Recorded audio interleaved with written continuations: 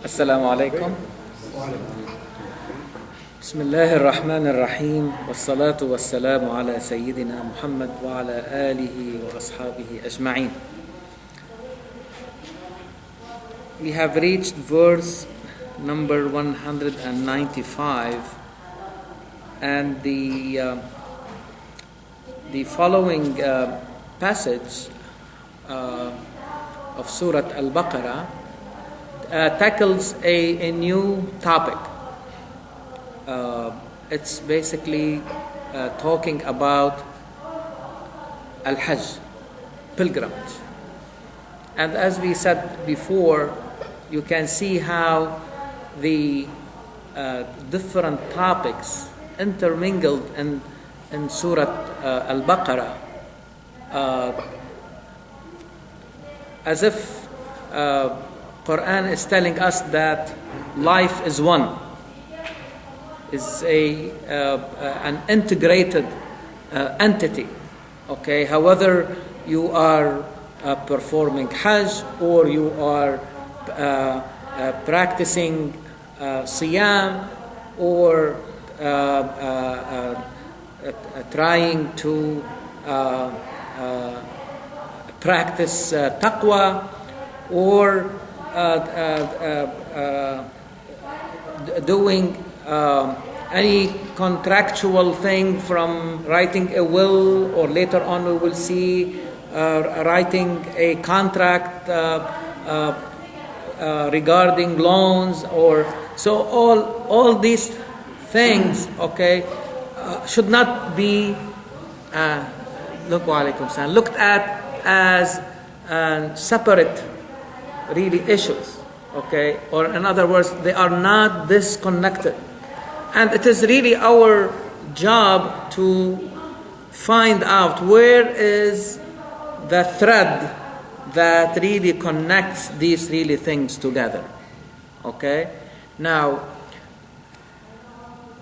let me start by saying that the Al-Hajj is probably the most symbolic type of or mode of worship. Even the names that are given to the different rites and rituals performed during Al-Hajj, you will see the symbolism, or what really each of these acts really symbolize. In other words, the same way we try to look at prayer or fasting as a model, as a blueprint to understand our social life, or as an individual in the community, Al-Hajj, you will see it even more, and you will see how really we can see what should really our life be. Okay, and there are certain things that we will be highlighting, so that you can really connect the dots. Let me start by saying that the pilgrimage was performed before Muhammad ﷺ in one way or another. There was tawaf, or encompassing Al-Kaaba. There people were aware of Safa and Marwa. They are aware of the different spots around Mecca. But really, these components, okay, Muhammad ﷺ did not come and say, oh, this is nonsense, let us change. But what Muhammad ﷺ did, and this is really a very good example, when you are really moving from one paradigm to another, when you are moving from an epistemological understanding to another, it does not really mean that you have to crush everything before you. It does not mean that you have to destroy everything before you, or the previous really paradigm. In fact, if you look carefully at paradigms in anything, whether you are talking about poetry, or talking about understanding history, or trying to understand the prophecy, okay, the movement from one level to another, okay, this shift that you see is not meant really like to destroy what is before it, but to take the elements and reorder them based on a new vision. Or to build on. Or to build it is really a building on. Right. So what you really keep from the previous paradigm is more than what you destroy or abandon. But the point is, think about it this way. I have these components, okay? Now I am reformulating their order, okay? So if you look at all the rituals that are performed during Hajj are mentioned, but there is no chapter that tells you you have to do this and you have to do that, okay? Muhammad sallallahu alayhi wa sallam, guided by Qur'an, okay? Now he knows, understands the vision of his message. Now he reformulated these components, okay, to be in tandem with the new vision. Make sense? So really Al-Hajj is a very good example because really the issue of paradigm is not easy. Okay? So you have a new understanding of the same components. You see, so you are keeping most of what has been in the previous paradigm, but what really changed the epistemological, if you like, cadre or the way you see things, the outlook. You have now a new vision, and you want this practice to be commensurate, to be in tandem with this vision. Make sense? For example, okay, the concept of Al-Hajj brought back the role of the people, of the masses. Remember that the prophecy was really the completion of the human being, or the perfection of the human being at the individual level. And Bayt al-Maqdis, the sacred house in Jerusalem, was really the symbol of the perfection of the human being at the individual level. And during Isra, this trip that Muhammad ﷺ took from Mecca to Jerusalem was to remind us with that connection. And he connected with his brothers before him, the precedent prophets and messengers, and he prayed with them, and he led them in that prayer. Being the last prophet, representing the seal, the perfection of that project.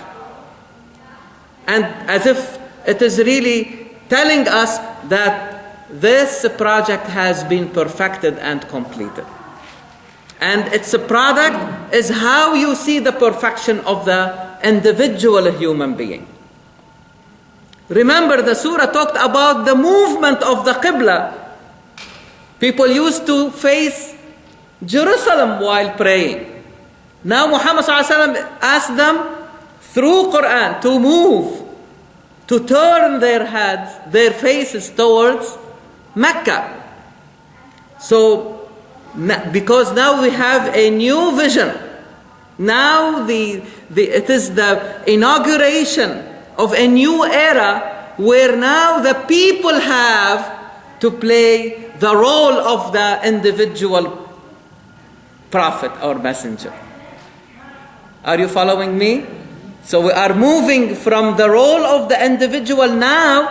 We don't have any more prophets or messengers after Muhammad sallallahu alaihi wasallam. Who will take on over the role is not one individual, but as people, as masses. And now even the house of Allah in Mecca is called now Baytu الناس إن أول بيت وضع للناس للذي ببكة مباركة. This, although it is the house of Allah, but it is also the house of the people, so that it will give us that indication that now the role should be played by the people. And I will really encourage you, when you are reading Qur'an and you come across any passage, invariably, any passage that talks directly or indirectly about Hajj or Mecca or Kaaba, you will see the term An-Nas. You will never see the term Mu'minun, Muslimun, never. وَأَذِّن فِي النَّاسِ بِالْحَجِّ يأتوك رجالا وعلى كل ضامر ثم أفيضوا من حيث أفاض الناس, the people, the masses. جعل الله الكعبة البيت الحرام قياما للناس.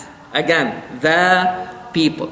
Track it, and you will see the emphasis on the masses, the role of the masses in this new era, the era of Muhammad sallallahu alaihi wasallam, the era of the last and the revelation in its completed and perfected form, Al-Quran Al-Karim.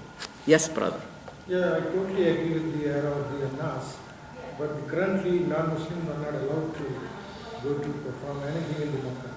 And again, and that's where we really need to revisit. Okay? You see, if we understand the vision and we understand the concepts, okay, then we can really revisit even these issues. All right? And there may be there is no one version that should be forced on everybody, but we really need to investigate and explore other ways of understanding the message itself. Now, I can understand that there are several issues that can be taken into consideration, like political issues, security issues, okay? All these things are taken into consideration, but something that will never change, that this place is for the people. But you have to qualify them. Just not any, those people have to be qualified, meaning that they have to meet certain criteria. You have meetings in your company, is that right? Yeah. Okay, if you have a meeting, a committee meeting, do you open it like anybody can come in? No. So even if even a theater, you cannot go right away. Okay. So you see, so you have to be okay. You know what you are really doing. But what I am saying that the current situations, okay, we need to start to ask questions about it. The same way our brother here raising that question. And I am raising also that question. And so we have to, I don't think we are here going to solve, but it is very important to raise the issue that it is legitimate a question, okay, and how we can reconcile our practices with the vision, okay, of how we really have to see this place and all these rituals that are really performed there. Yes? Quran says that this non-Muslim should not be allowed. No, Quran does not say that. In fact, as I told you, it is always the emphasis on the people. I believe that right now, I think that's what we need to address is the criteria. I think the criteria is incorrect right now. I think that's the idea behind it. I think what you're talking about, criteria to be a Muslim. There are some of the Muslims, they are worse than some of the worst Christians I have seen, or Jewish people out there, right? So how, if you are qualified as being a Muslim, you're allowed to go to a sacred place, you should not. Criteria should be much higher. And should be really an open, exactly, it should be really an open place, right, okay, for the people. As I'm telling you, invariably, there is no one single place where you don't see that term. Yes? So my question is, historically, when did this practice become common where I think there is really confusion about the non-Muslims really as a group, as a camp, okay, to be in that place. Unfortunately, the point is that it is start to be applied at the individual level. You see what I mean? Even scholars have said long time ago that really individuals coming to that place, there is no problem with that, but not like to form a camp, because the idea of that place is to remain safe and secure. No, don't create any environment, okay, for any type of a clash, because that place is really a safe place and anyone coming there should feel safe. وَمَنْ دَخَلَهُ كَانَ آمِنًا. As if like you tell your son or your daughter, if that individual comes in, take care of that person.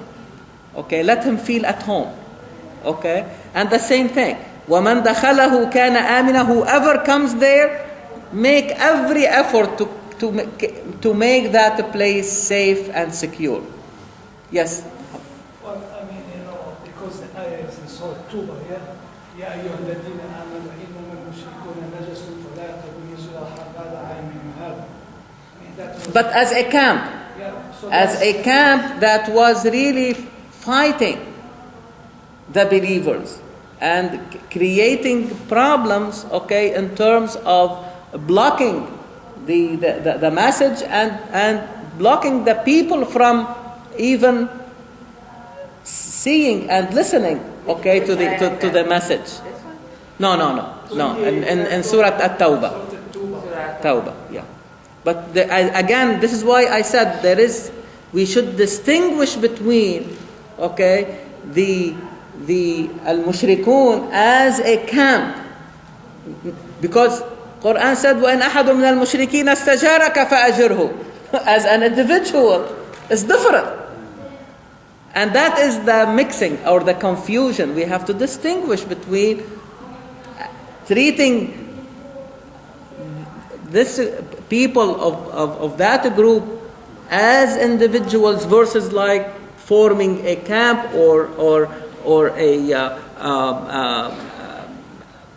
another side, so to prevent really the clash, okay, or any possibility of a clash, and keeping that place, okay, safe and secure. And that should not really be different from Jerusalem. Because Qur'an said also, when Ibrahim made hijrah to that place, Qur'an said, إِلَى الْأَرْضِ الَّتِي بَارَكْنَا فِيهَا لِلْعَالَمِينَ. The land that we have blessed for all the worlds. And this is very important, even in today's really conflicts. And unfortunately, the Qur'anic view and vision is not there. So the idea is really how to make these places, open.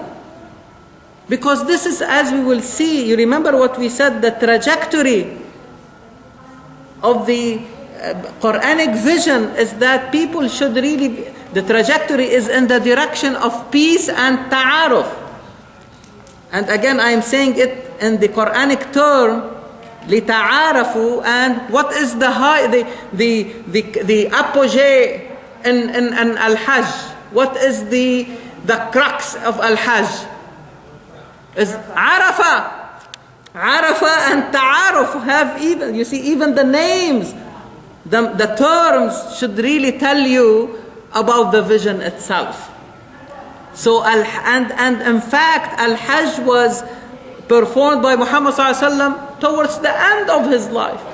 And the verse that talks about Ta'aruf was among the latest verses revealed to Muhammad ﷺ, as if giving the impression or an indicator to the newly formed society that this is, you are going to be open to other cultures and different people and of different backgrounds. The idea is to create an environment for people to know each other, to learn together, to learn from each other, and to learn about each other. And what is really a better location than Arafah to practice that concept? Because over there you see a representation from all the world. So it is an exercise. It is a simulation, if you like, a simulation lab, if you like, as we do it today. Is that right? The best thing is to put a trainer in a simulation lab and then put them right away to do it in real life. The same thing. You go to Al-Hajj and practice this ta'aruf, but should not be limited there. You have to come back and start practicing it and making it part of your vision, part of your outlook, and to understand that this is the trajectory. And really I see this connection because the previous passage was talking about the battlefield, and we said that this is a bump on the trajectory, but it is not the objective. The objective is peace. The objective is ta'aruf. And what would be better than Al-Hajj to teach people about ta'aruf, especially through Arafah, which is really, even by its terrain, it's really the highest place. You see? So and on that place Muhammad ﷺ received the last verse talking about the completion and the perfection of the message. So you see, all are really indicators. Okay? So you have been praying most of your life. Is that right? And you are really facing Kaaba every time you pray. And we said that prayer makes you aware of time and the space. All the time you want to know where you are and what is your goal. Is that right? This is the symbolism of it. But now you are able to go there, not only see it in person, but you can touch it. You can touch Kaaba. What does that really mean? that that goal that you put for yourself is within reach. This is what we need to tell our kids. This is what we need to tell our students. Not only to tell them put a goal for yourself, but that goal is within your reach. But you have to work hard. You need sa'i. Sa'i between Safa and Marwa. What does it tell you? The struggle. The kabad. لَقَدْ خَلَقْنَا الْإِنسَانَ فِي كَبَدٍ. There's nothing will happen to you without putting an effort. Through sweat and blood and tears, you will they have the capacity to achieve your goal. But your ultimate goal is Allah subhanahu wa ta'ala. A goal that will never be realized, but you get closer and closer to it, so that the journey continues. Everything before that is achievable. But do not be or imprison yourself in what you have achieved. No matter how good it is, it can become a prison. This is why Allahu Akbar. You see, Allahu Akbar means that you always see Allah subhanahu wa ta'ala as greater than anything you have achieved. So you continue the journey and put for yourself a new and higher objective. So the concept of Al-Qibla now, it means something more to us. Okay? The role of the people is very important. Arafah and Ta'aruf are strongly connected, and that is the vision, and that should be the objective of the trajectory. Even if there are bumps on the road, okay, that should not blind us from the vision. Always keep your eye on the goal. The goal is peace. The goal is ta'aruf. Yes? I'm looking at the whole project in a different way also, that even if we call ourselves qualified people, we are the only one who should go to Hajj and be in the Makkah and all those things. From a company, when there is a refresher course or training, the whole company don't go for the training. They pick up a person, they go through training, they bring their training and their vision and try to implement in the company. Hajj is a very good experience, what you mentioned about so many. It's a project. Once we go there, what did we learn? All the people, when they come back, are they implementing those habits and character in our life within the community and with other communities? How much try we have done, how much time we have done to implement that experience in our community and meeting with the other community. That is also, you can bring a nas in here, that whatever we learn, whatever experience we have, we bring it here and implement it in the community, within ourselves and the outside community, including Jewish, any background. Yes. Color doesn't Yes, make any yes. difference. Yeah. So are we doing that? I think, in reality, it's completely the opposite way. When we come back from Hajj, we, not everybody, but a lot of people, we know they just become totally different in a bad way. Different people. It's unfortunate, but we know those people. They are dishonest. They think they are graduated from that place, they can do anything they want. It's very unfortunate. Yes. But my experience, my opinion, that when we go there, how to include a nas in here when we bring that experience and implement it among ourselves.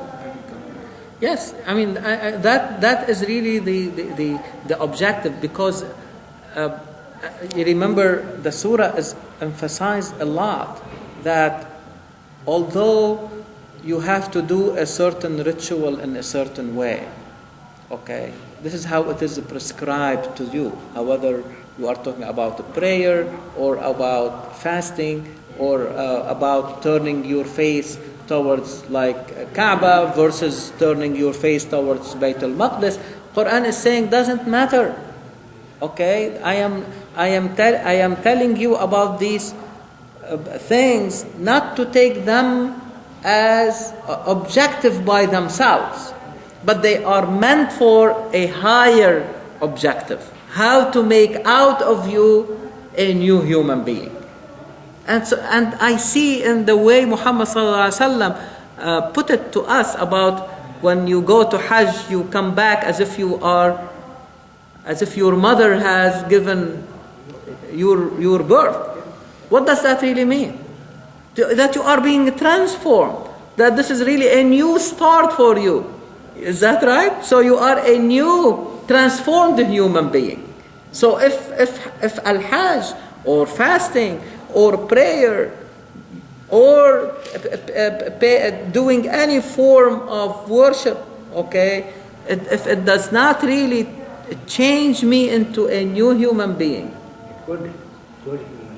good human being, it means that I did not really understand the main objective. This is why I said that all these can be looked as really a blueprint of how we should really live our life as individuals and as members of the larger really community. And in this verse, it starts like this: وَأَتِمُّ الْحَجَّ وَالْعُمْرَةَ لِلَّهِ. Perfect. Whether you are doing Al-Hajj or doing the lesser Hajj or the smaller Hajj, which is Umrah. Okay? You are familiar with Umrah and Hajj. Okay? The Al-Hajj Al-Akbar. Okay? So the larger, if you like, Umrah, or Umrah is the lesser Hajj. Okay? But the idea is when you are, this is really a package. This is a bundle. This is a unit of treatment. Because again, they are put in a way and formulated so that you can see the blueprint. You can see, okay, the picture becomes clear what this ritual or this group of rituals are meant to achieve in you.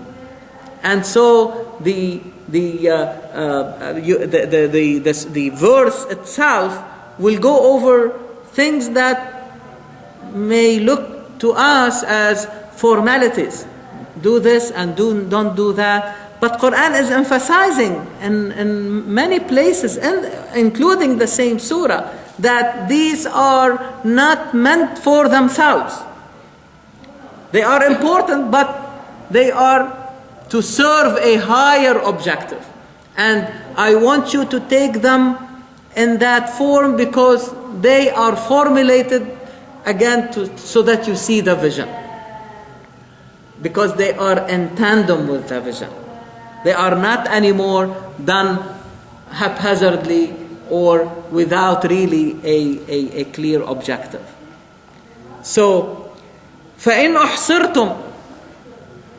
So if you, for one reason or another, you could not you made your intention to do Hajj or Umrah, and then for one reason or another, for security reason, or you became sick, or you could not really perform it and complete it.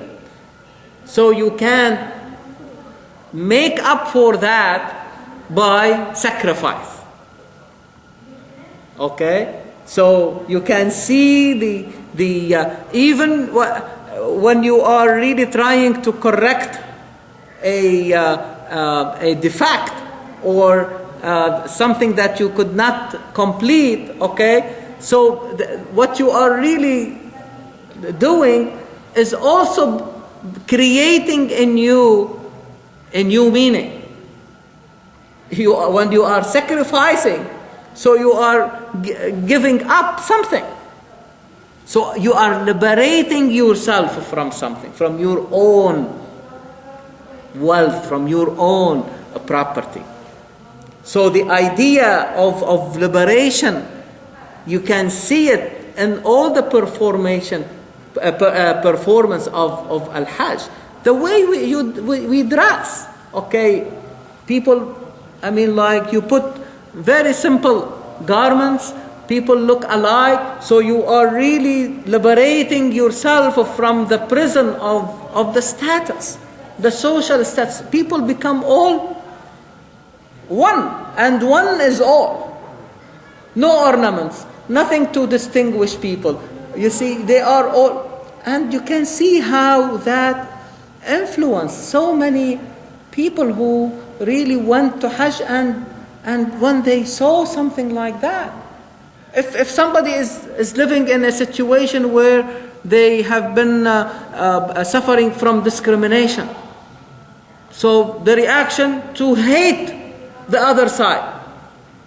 But if they go to Hajj and they see how people from different colors, different languages, different ethnicities, different backgrounds, socioeconomic status come together, eat together, perform these rituals together, okay, without like quarreling, without making any harm to anybody around them, they say, oh my God, this is a different paradigm.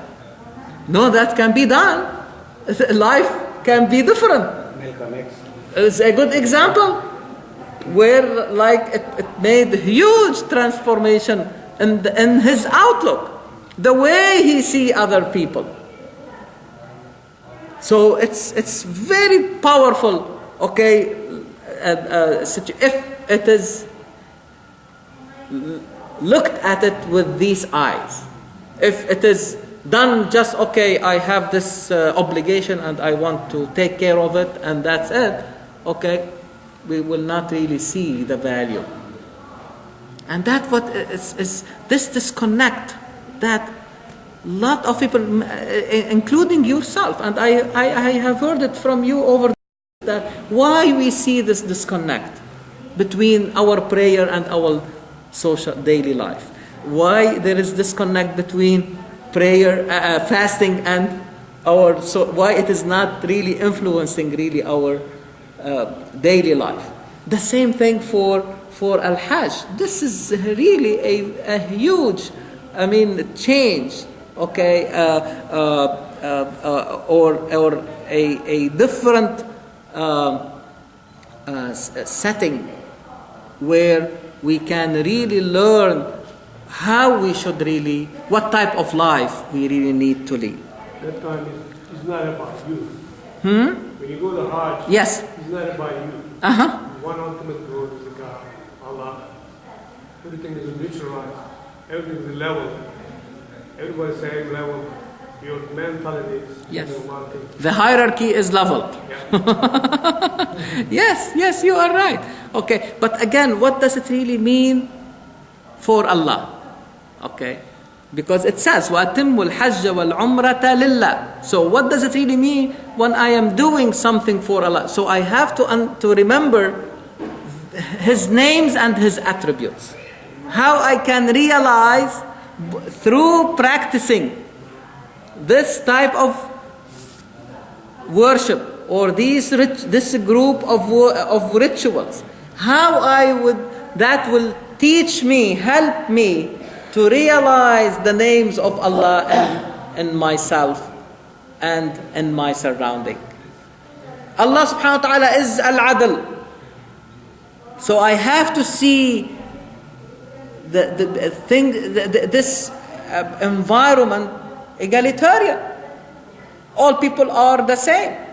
And really we'll see later on, ثُمَّ أَفِيضُوا مِنْ حَيْثُ أَفَاضَ النَّاسِ. When people come down from Arafah, before Muhammad sallallahu alayhi wasallam, okay, the Meccan used to like say, okay, this path is for the nobles, the elite, okay, which is the opposite. Quran use it as the opposite. Quran call them al-mala, the elite versus the masses or an-nas. So you see the new vision. The new vision is saying, ثُمَّ أَفِيدُوا مِنْ حَيْثُ أَفَاضَ النَّاسِ. All of you should really follow the masses. or come down with the masses, or from where the masses are really coming. Is there something more egalitarian than that? There is no place for elite versus the masses.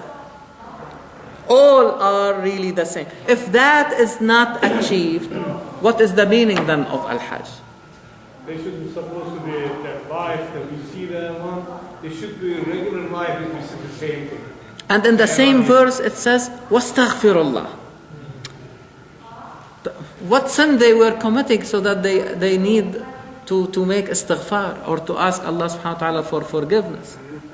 The same way you pray and the first thing you say, astaghfirullah. Why you need astaghfirullah? If you are really, are you committing a sin? Why you are asking for forgiveness?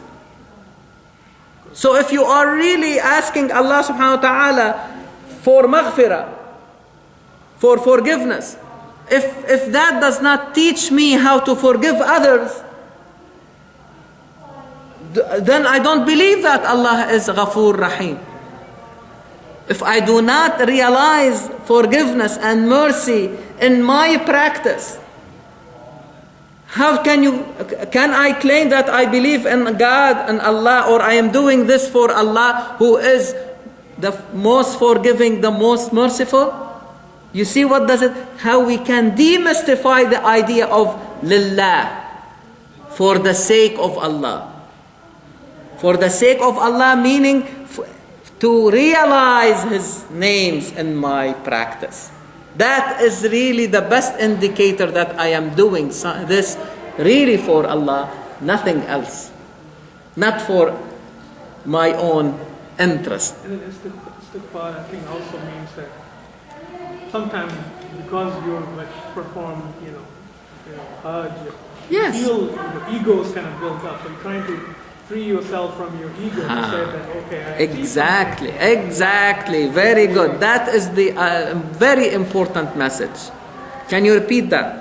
So that honestly, this is very important. No, what I meant to say is that, really, istighfar really meant to free yourself from our ego. Yes. From completing any good task, charity, very good. Hajj, or anything. Because istighfar really means transcendence. And the transcendence doesn't have to be from something that you have, something wrong you have done. Even from something good you have done. Muhammad ﷺ used to make istighfar, he told his companions, more than 70 times every day. And they were surprised. How come? You and Allah subhanahu wa ta'ala has forgiven, even if sins were committed, Allah subhanahu wa ta'ala has really forgiven you a priori. But he said, أَفَلَا أَكُونُ عَبْدًا شَكُورًا. Don't you think that I would like to be among those who really act all the time out of gratitude to Allah? What does that really mean? That Muhammad ﷺ, if every action he takes, and it is good by itself, but he will liberate himself from that action to assume a higher and better one. That is really, even Imam Ali, if you remember what we said before, that he said, أَن تَعْبُدَ اللَّهَ شُكْرًا, to worship Allah out of gratitude. This is the worship of the free. You are freeing yourself when you acknowledge the ni'mah and the bounty of Allah subhanahu wa ta'ala, who has given you the chance and the power to do all this.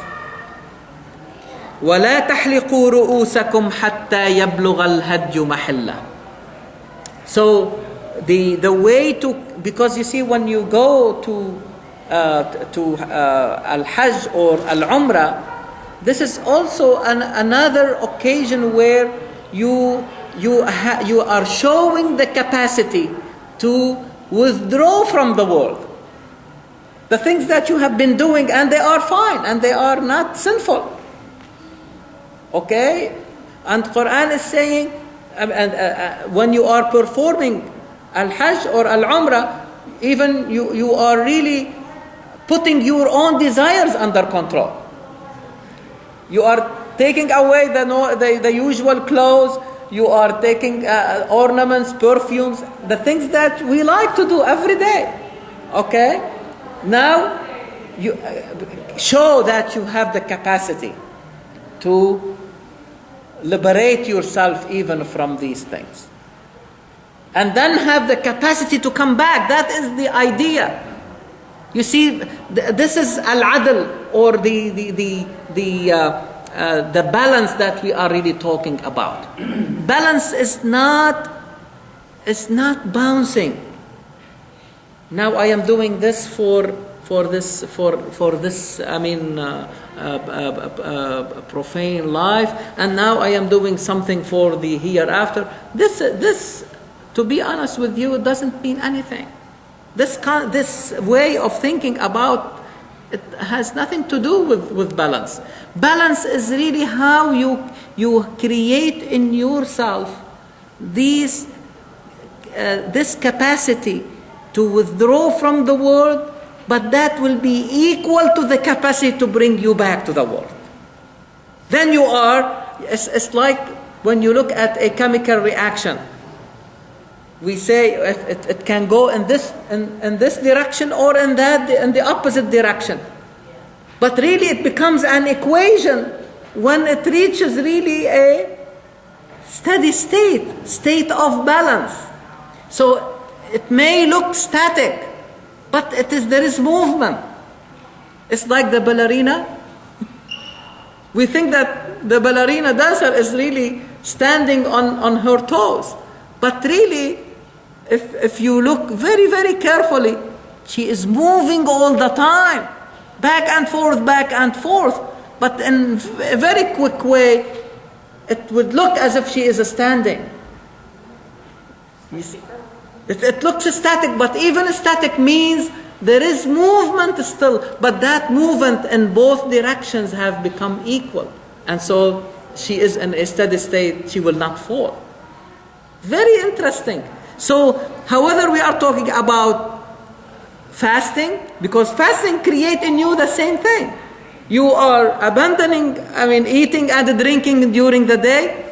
By the time the sun sets, now you have you have created in you also the capacity to come back. You come to Friday prayer, is that right?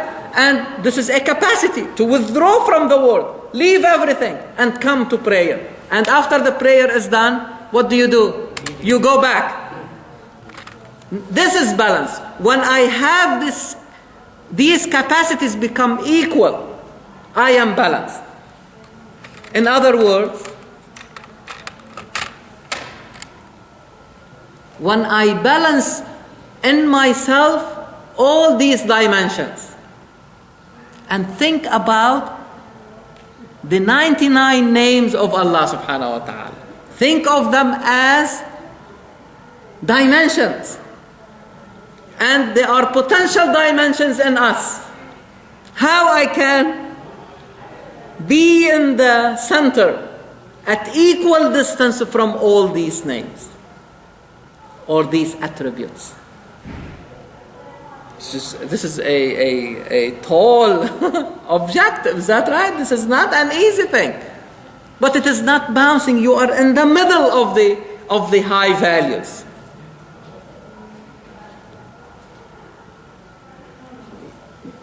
You are brave, but you are not reckless. You are not coward. You are in the middle of a bravery.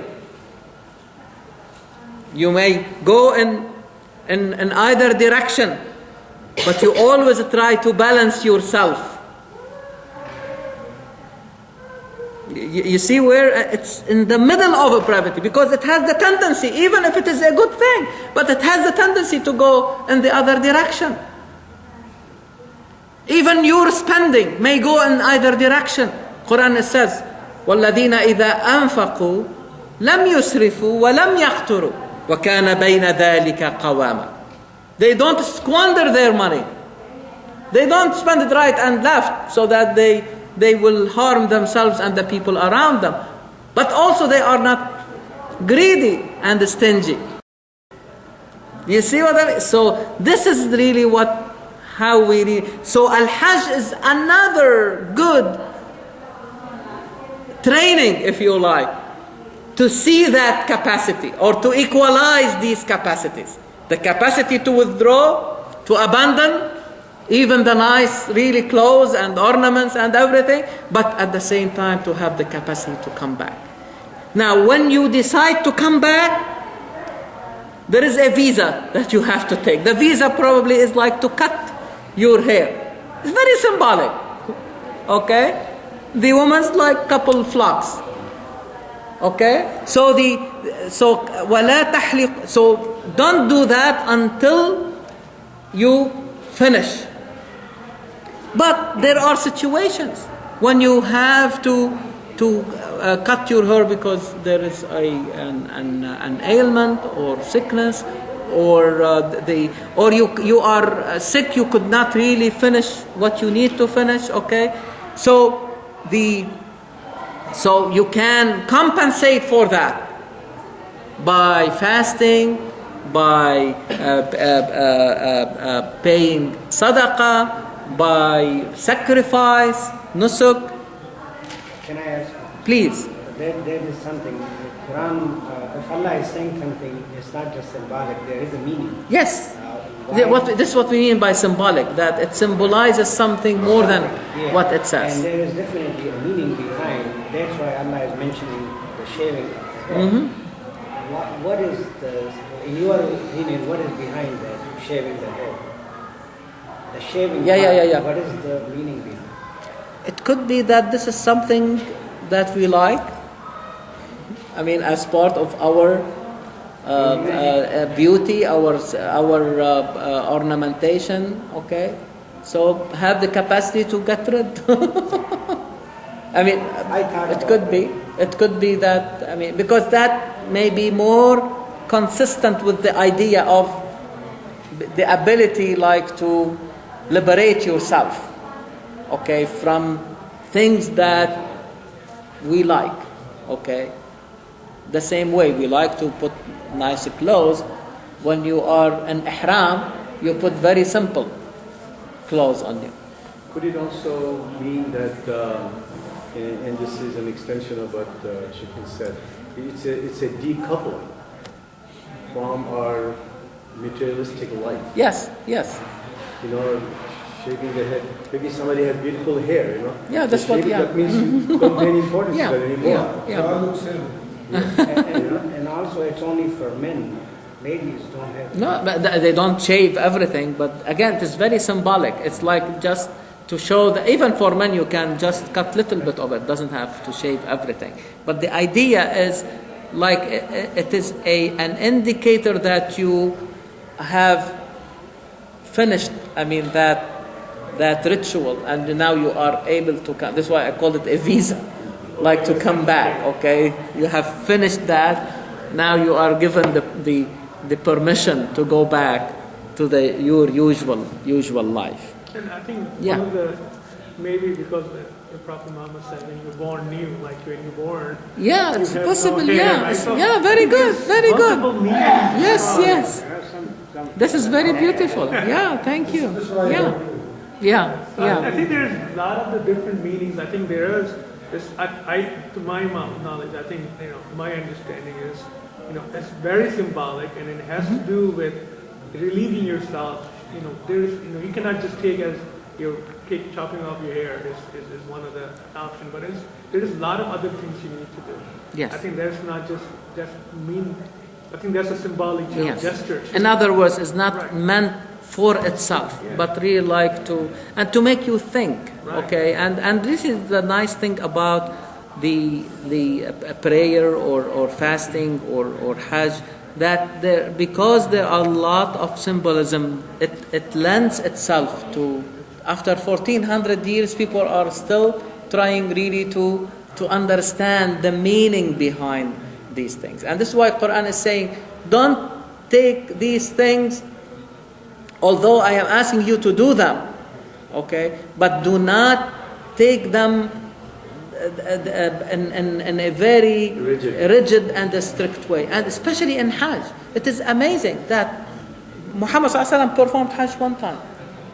And people, at least the narratives that have reached us, that every time a companion will come and say, I did this, he will say, okay. Another one comes and asks a different question, and I did this, maybe different from the other. Muhammad ﷺ will say, it is okay. So to make it clear that it's not like to make it, it's not a rigid thing. There are important things that you really need to do, but the little small things don't really like the minutia. You see what I mean? That it's too much. Keep the big picture, okay, before you, and that is really the most important thing. I just like to make one quick comment. Please. So the Hajj is a ritual like we have other rituals too, but we emphasize so much on the rituals, and we don't really nearly emphasize enough on the greater purpose that these rituals are supposed to serve. Yes. Right? So how do we do that? I think a very good point, because really I personally have been trying to for example, I take advantage of like khutbah, or if I have the chance to give a lecture like around the time of Hajj, so that people who are planning to go, so that they will have something. But really we can honestly work as a group, okay, and transform these meanings into a curriculum, so that people, when they can go through that training, prepare them, okay, so that when they go to Hajj, they can see for themselves that blueprint that we have been talking about, okay. So it is, it's very hard, okay, for any one of us who has been to Umrah or Hajj, you know how difficult it is, okay, like to follow the things and everything. And because people wanted like to make sure that they have done the right thing, so their minds are taken away from the bigger picture, what is meant by all these really rituals, okay. And so even they start to see the negative things, and they forget about the positive things, okay. It's an experience, but really preparation is very important. Not only preparation in terms, okay, you will, and today we have the capacity, okay, not only the PowerPoint, today we have Prezi. That might be really a good way of presenting Al-Hajj, okay, because we are talking about different places, okay, within this large area, okay, when you can show Arafah versus Mecca itself, Safa and Marwa, and Mina and Muzdalifah, and in a way that people will be, everything is imagined. And when they go there, they are really sometimes shocked. And really, the reason I am emphasizing this, because historically, and one can really understand that more anthropologically and socially, or sociologically, if you like. In the past, before we have hotels, okay, and before we have the current modes of transportation, how people used to go to Hajj? How? Walking and on animals, okay? So it is a long trip. If they are coming, like, let us say, from the Middle East, going to Mecca, or coming from Southeast Asia, coming it's a long trip. And sometimes they start from immediately after Ramadan. Is that right? So where do they stay? In fact, they used to stay in the houses of people. And if you look back, you will see how people built their houses, always considered a room to be for the guest. and usually people who are going and on their way to Hajj. So if somebody is coming from a distant town or even village, and they come and stay with so many people on their way, what they are really learning? They are learning also new habits. Today what is happening? You take somebody from a distant town and immediately put them in a large city like Mecca with this really large crowds. It's a shock, no question about it. And now, what you are expecting? Lot of things to go wrong, because these people are not trained like they used to be in the past, passing through different towns and cities and getting to know people, learning new habits, so they get into that more gradually. By the time they reach Mecca, they know how to act.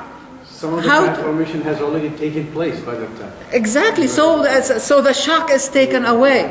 Today, okay, and listen to the people when they come back from Hajj. If they want to describe to you these negative things, from whom they usually, they see them. It is unfortunate but I cannot blame these people, because they come again, they have not learned anything, and they want to apply the things that they used to do in their own towns and villages, which is maybe contrary to the etiquette, and so many people will not like what they really see.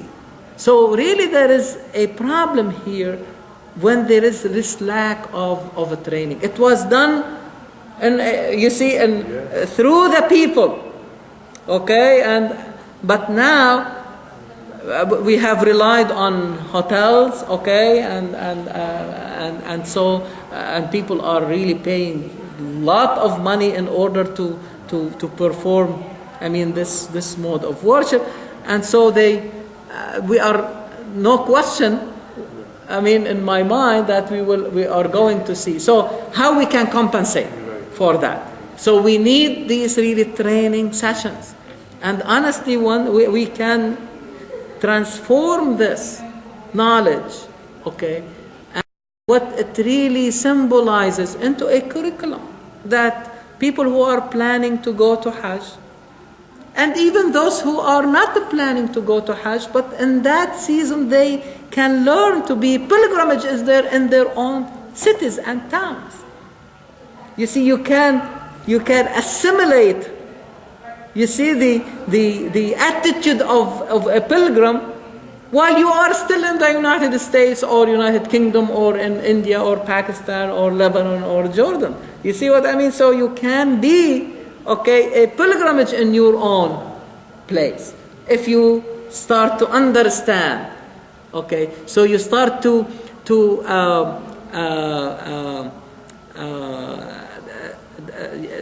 the idea of pilgrimage will resonate in you, even if you are not, for one reason or another, you are not able to go to Hajj, and that is really the beauty of it. Okay, so everybody can really participate.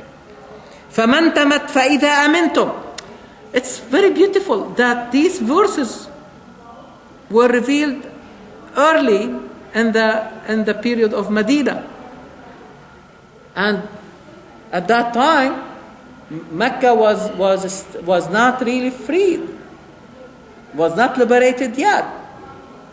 But Qur'an is saying if the situation becomes safe, so as if really it's giving them indication. Probably at that time, some people saw in this, that the victory is coming. We are going back. Although at that time they were not strong enough to expect it, but Allah is talking. You see, so they can see the future, that this is coming. It's very beautiful because when Qur'an talks about Bayt al-Maqdis, what did he call it? What does Qur'an call Bayt al-Maqdis? سبحان الذي أسرى بعبده ليلا من المسجد الحرام, which is in Mecca, to Masjid Al-Aqsa. This is a new terminology. This is a Qur'anic terminology. This is a name given to that place by Qur'an. What does that really mean? You see, Masjid Al-Aqsa literally means the farthest. But should not be could be the furthest. Not in distance, because really we have seen masajid built beyond Palestine. Even there are masajid built in China from the early days of Islam. So it's definitely more than it is beyond further. It is the furthest, and the furthest an individual can go in terms of their spiritual purification. You see, this is, you remember we said Bayt al-Maqdis represent the place for the completion of the human being at the individual level. But to give it a new name, it means that you are bringing a new vision. And the same thing now, Qur'an is saying, فَإِذَا أَمِنْتُمْ. So as if like one day it will be secure and safe for you to go and make Hajj or Umrah. And if you like started with Umrah and then you came out of your Ihram and you want to make Hajj, Qur'an is saying, compensate for that by sacrifice. فَمَا اسْتَيْسَرَ مِنَ الْهَدِيِ. Whatever you can afford. But if for one reason or another people cannot afford that, they don't have the money to offer these sacrifices, Quran is saying they can compensate for that by fasting for 3 days during the time of Hajj and 7 days when they really come back. تِلْكَ عَشَرَةٌ كَامِلَةٌ. This is really like complete 10 days. And really like it's a package. It's like one unit, okay, of treatment if you like. ذَلِكَ لِمَنْ لَمْ يَكُنْ أَهْلُهُ حَاضِرِي الْمَسْجِدِ الْحَرَامِ. And I want you to see the flexibility here. That these recommendations are not really meant to make our life difficult. For if somebody is really an inhabitant of Mecca, is a resident of Mecca, so they make you cannot keep them all the time in Ihram because they live in Mecca. So that Quran is saying does not apply to the residents of Mecca, because it will create a lot of difficulty for them. Okay, and this religion is not about making things difficult.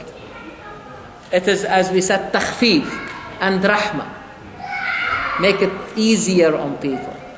So if you are a resident of Mecca and you did ihram for Umrah and then you came out of your ihram and then you decide to go, that's fine for you. But not if you are a non-resident. Wattaqullah. Again, we are always coming back, okay, to the first concept that the surah is trying really like to pass to us, which is the idea of taqwa. What we should protect ourselves from, what we should really protect our surroundings from. Okay? So the whole idea is to create in us that capacity, okay, to say no to things that even they are permissible, okay, but coming from inside us. This is taqwa. This internal deterrent, this internal policing. nothing better to really build a society than having its residents, its members, okay, having this internal policing. الوازع له من نفسه. It's not, they are doing things because they believe in them. They are shying away from certain acts because they believe they are harmful and should not be really done. وَاعْلَمُوا أَنَّ اللَّهَ شَدِيدُ الْعِقَابِ. So Allah subhanahu wa ta'ala, iqab, it has to do with aqibah. You see, it is a punishment. But how you are punished? By really seeing the bad consequences to your own actions. You see al-aqibah, the consequence. So if I do something wrong, okay, I will be the first to see the bad consequences to that. Here, in this life before the day of a judgment. So that's is the whole idea behind taqwa, is to prevent these bad consequences. Is it also taken from the word ta'aqub, coming after you? Yeah. If you do this, that's what will follow you. Yes, exactly. Yes. So this is the same thing. That will be the consequence. If you do this, this will be the consequence to your action. So Qur'an is always saying, أَفَلَا يَتَدَبَّرُونَ الْقُرْآنَ. Tadabbur is really like looking at the consequences of things. It's not like only the present or trying to interpret the past, but also giving you the way to predict the future. If I do this, this is what will happen. The same way I tell my patients, if you do this, from my experience, I know that this will be the consequence. And honestly, most of our actions is really to prevent these consequences. If I don't receive that vaccine, I will be susceptible to that if I have an exposure to that particular organism. You see what I mean? So it's prevention. Or I will take that path because it will not. I will not give this medication because I know that there might be some consequences to that. I will choose something else. So the idea of taqwa is not only to protect from previous consequences, but you have the capacity to predict future consequences. وَاتَّقُوا وَإِذَا قِيلَ لَهُمُ اتَّقُوا مَا بَيْنَ أَيْدِيكُمْ وَمَا خَلْفَكُمْ. You see, or what will come after you. What you know now and what may come in the future. This is very interesting. So now taqwa is not, it has to do with my daily life. With every moment I have to be careful. And this is why when Imam Ali was asked about taqwa, he said, imagine yourself in a place, especially like sometimes in the desert there will be places like full of thorny like bushes. And he said, like, if you are in a situation like that, what do? He said, "Ushammiru wa attaqi," which means I like lift my garment and try like to protect myself from these thorns. So there are all these temptations, all these really challenges in life. These actions that are associated with bad consequences, how I can protect myself from them all the time. This is the real taqwa. Taqwa in practice. Demystify. It's not just, taqwa. What is taqwa? You see what I mean? So always ask yourself, what am I protecting myself from? Make sense? Inshallah, next time we'll continue with the. Can I ask you one Yes, question? please, please. Very interestingly, Hajj has been prescribed for for the followers of Muhammad sallallahu alaihi wasallam. As far as I know, there was no such thing for the earlier prophets. Right? Okay. So does that mean that the revelations to the earlier prophets were their scope of the revelation was regional, whereas the revelation for Muhammad sallallahu alaihi wasallam is universal? Because this. Yeah. I believe, okay, that every prophet was sent for, or messenger was sent for a certain epoch or period of time. Okay. لكل أمة رسول لكل أمة أجل لكل أجل كتاب. Okay, so for every epoch, and when Quran talks about the nation, it talks about really that period of history. Okay, there were messengers or that brought to people of that era a message. So it is universal for that time. Okay, but now with the completion, okay, of that message, okay, now it is universal but across time. For all time. From the thank you very much. From the time of Muhammad sallallahu alaihi wasallam till the day of judgment. This is the era that we live in.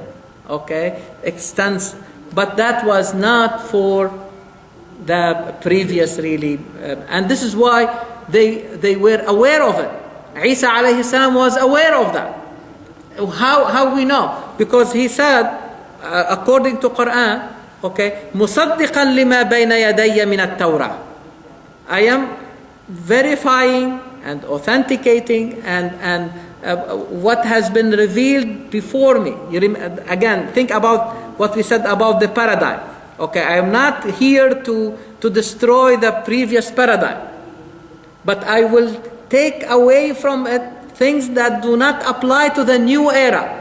لِأُحِلَّ لَكُمْ بَعْضَ الَّذِي حُرِّمَ عَلَيْكُمْ, things that were forbidden in that period, now they will become permissible. You see, again, think about the elements put now in a different order. Not only that, so he's bringing a new paradigm, but he is also aware that this paradigm is not going to stay for long. وَمُبَشِّرًا بِرَسُولٍ يَأْتِي مِنْ بَعْدِ اسْمُهُ أَحْمَدٍ. And I am foretelling you about Ahmad, Muhammad sallallahu alaihi wasallam, but the name that was given to Muhammad here is Ahmad because you are talking about a new paradigm that will be overarching.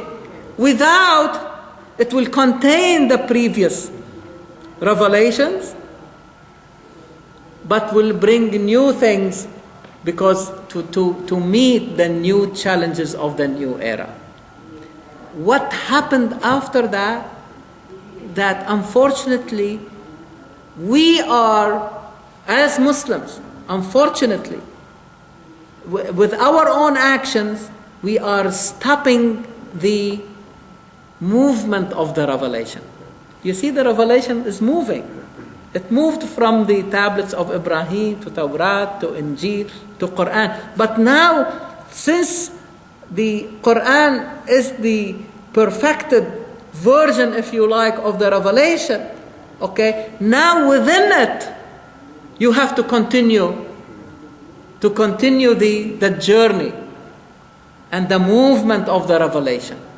And even the name given to that book should really give that indication, because it's called Qur'an. It's not one reading, but multiple readings. Read it and read it and reread it. You see what I mean? And bring new knowledge and new inferences, new solutions.